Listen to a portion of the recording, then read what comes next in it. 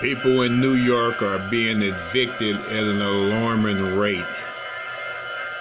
Even though the city has made a memorandum that prohibits landlords from evicting people, the landlords continue to evict them anyway. So now people are starting to be placed out on the street homeless. They have to wait for an order from a judge for an illegal lockout, in which the landlords are in the process taking all their furniture and belonging and throwing it outside. So about time they get an order from the judge, all their belongings will be gone, based on the fact that once they sit their belongings outside, people pillage it and takes it and run down the street with it.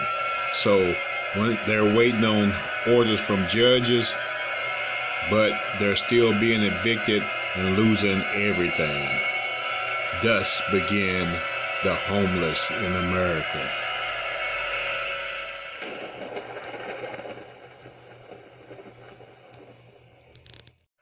Now that all their belongings has been placed outside, they don't know what to do.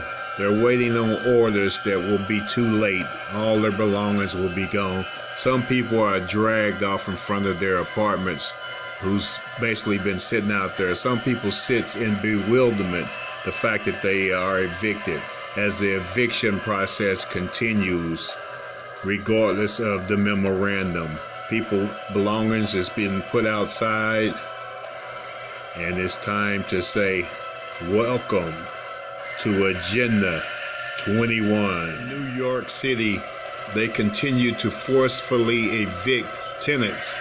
In the Daily News, one of the tenants says, "The landlord is threatening me with evictions, are changing my locks, are shedding off the utilities, are forcefully removing my belongings from the apartment." Self-help evictions are illegal. You can call the police and explain that the landlord is engaging in illegal eviction. This is a criminal misdemeanor. Remember, you are protected by the New York Eviction Memorandum and do not have to move.